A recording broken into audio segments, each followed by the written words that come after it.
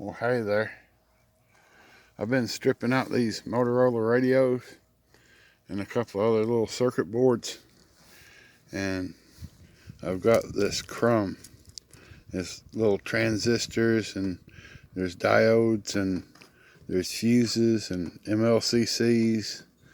There's resistors and little IC chips. There's a little bit of everything in there, but the vast majority of it is solder. They really, whoops, sorry, out of focus. They really went to town on the solder on these boards. So what I'm going to try to do is pull this solder out using some muriatic acid, and then we're going to try to use some low voltage current to pull that out of the solution. No idea if it'll work or not, but tin is about $30 a pound, so I'm willing to try it once just to see if it'll work. If nothing else, it ought to make a good video. So we got 50 grams of crumb here left over after we pull out most of the big stuff, and we're going to put it in some muriatic acid. Now, I know they call for boiling muriatic acid, but that just sounds a little bit too dangerous, and we have nothing but time, so we're just going to put some muriatic acid in here and just let it soak, see what happens. We'll take it and dry it and weigh it and see how much went into solution. Alright, back at you in a minute.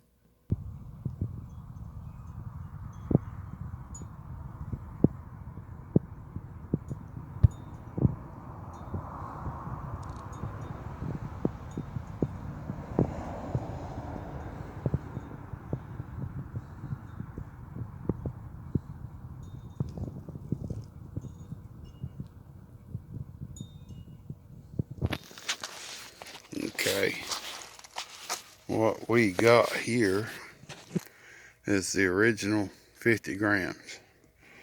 It's been in there about 24 hours. The original muriatic acid I just put over into this, and as you can see, it wasn't used up, but the fresh muriatic acid is having a little bit of an effect, not too terribly much, but you see the occasional bubble rise. This is ball grid array microchips, most of them off of memory boards, and the gray that you see is the thermal paste. Well, then get your shit together, get it all together and put it in a backpack, all your shit, so it's together. And if you gotta take it somewhere, you know? Take it to the shit store and sell it. Or put it in a shit museum. I don't care what you do. You just gotta get it together. Get your shit together.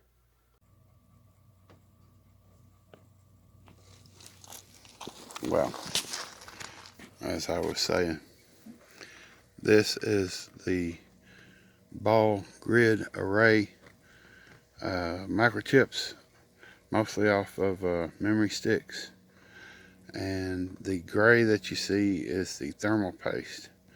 I think it's made up of mostly iridium. I'm going to try to filter that. Hopefully my tin's going into solution and this doesn't come out of solution with it. So that's what we got. This is the fresh one. This is the 50 grams that we're going to weigh and see how much of it we can get rid of. It looks a lot less. It really does. It looks like a whole lot less than it did in that lid. So, alright, we'll be back at you when it's time to weigh it or something interesting happens. Sorry for the wind. I tried to turn it down, but the switch was broken. This is muriatic acid And this is to 50 grams of electronic crumbs. And this is 222 grams of electronic crumbs. And right above that is a piece of tin oxide, leftover tin from the melting process. And what I'm trying to do is dissolve the tin in the hydrochloric acid and then use electrolysis to plate the tin back out to get pure tin. What's happened is that each night we get this gray precipitate that settles on all the parts. When it warms up, that goes back into suspension. But yeah.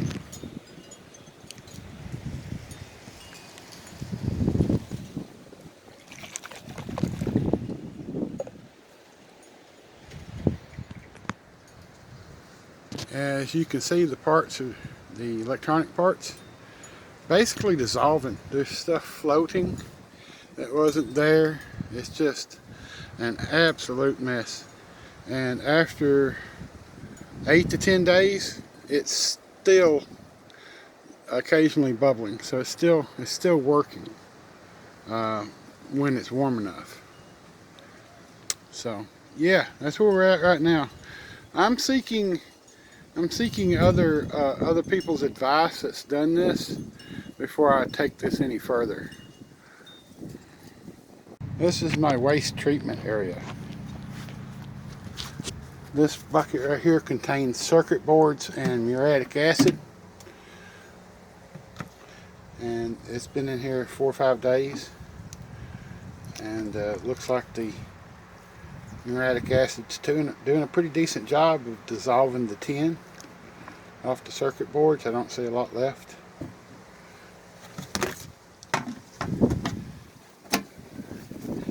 These two are my stock pot and waste treatment bucket. Mine's quite a bit different than most people's, because most people are recovering precious metals, and I'm just trying to recover copper. Copper is my precious metal.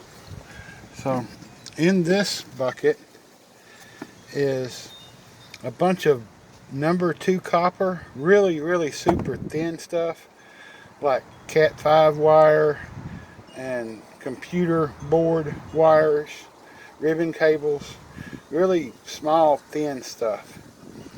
And our local yard really doesn't pay much for insulated copper wire, especially number 2. So what I did was I put this on a metal plate and I burned it. And then I took it immediately after it's finished burning. I took it and put it in water and rinsed off 95% of the insulation, and put it in this bucket and filled it with hydrochloric acid and peroxide. And that's making a pretty nice copper solution there. Then it goes over to this bucket, which is full of metal. It's full of these. Whoa, with the wind. Good Lord. It's full of these frames from Motorola radios. And you can tell they've been galvanized with tin. And I want you to see what happens when you stick that tin in that solution. See how quickly that copper plates out? So that's why these are all horrible looking. And the solution is pretty much clear. This is done. I just don't want to empty it out until I'm ready to put this in here, and I'm not. So we're just going to leave it.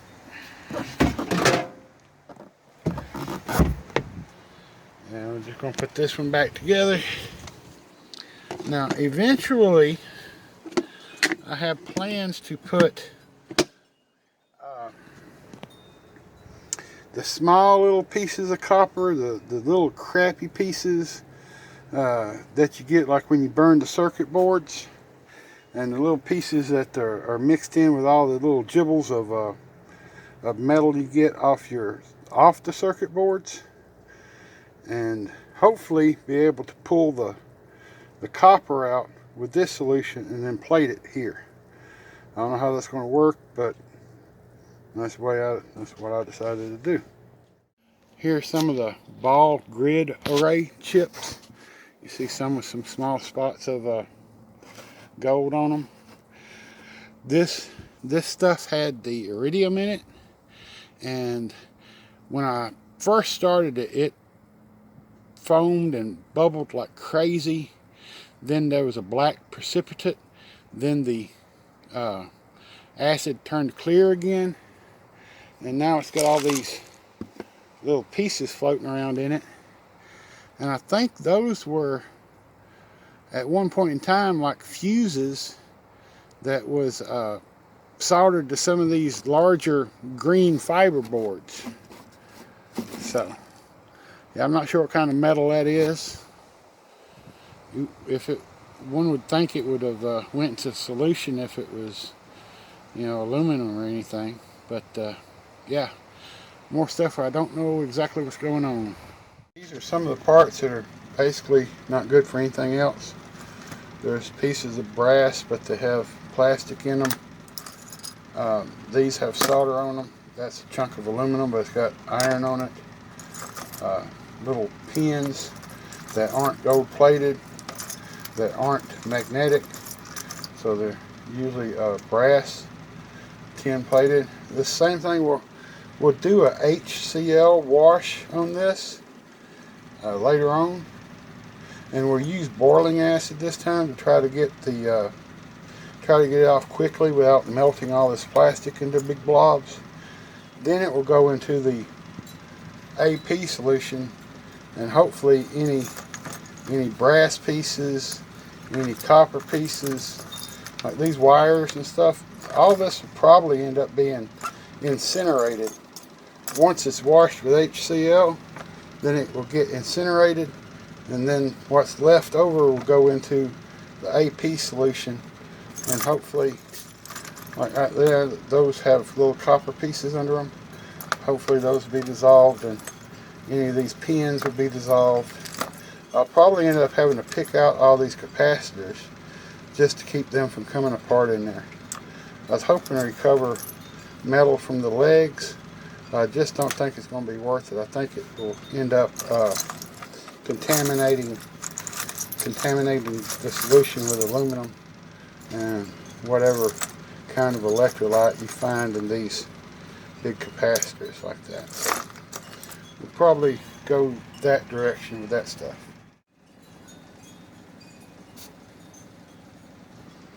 These are some of the gold-plated parts of those Motorola radios. That's a copper heat sink, and that's a gold-plated board.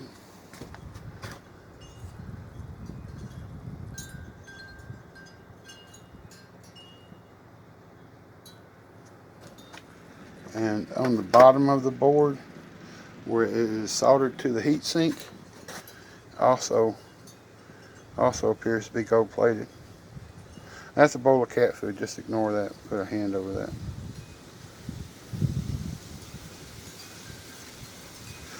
Kind of thinking maybe this would be kind of neat for jewelry. I don't know. Yeah, I'm not known for picking out pretty stuff, right? So perhaps it'd be an idiotic idea. But either way, a little bit of gold in those Motorola radios. Not a whole lot, but a little bit.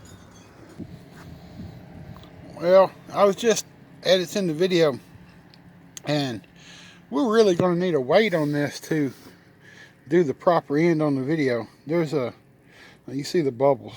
There's still a little bit of action going on, but we're gonna get a weight on this real quick, just so we can see what's going on.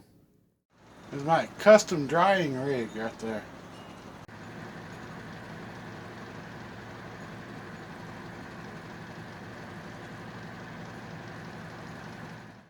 Well, this is quite surprising.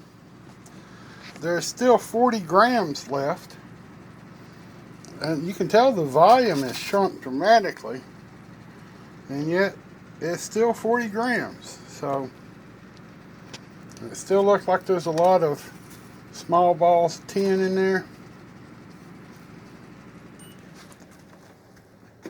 Right, so we're going to put this back in some brand new muriatic acid and see if we can't remove some more stuff. But so far we've only removed 20%.